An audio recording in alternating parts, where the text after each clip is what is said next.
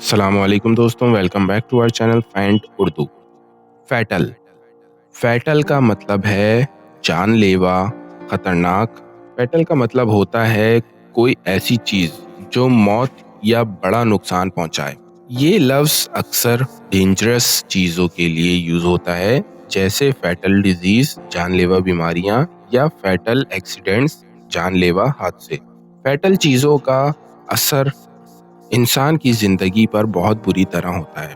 For example, अगर कोई driver drunk होके गाड़ी चलाए तो उसके चांसेस फैटल एक्सीडेंट करने के बढ़ जाते हैं। The disease proved to be fatal for many people.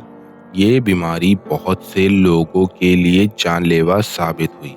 तो दोस्तों, फैटल का मतलब है कोई ऐसी चीज जो जिंदगी के लिए खतरनाक या जानलेवा हो। उम्मीद है अब आपको फैटल का मतलब समझ में आ गया होगा। मिलते हैं नेक्स्ट वीडियो में। शुक्रिया।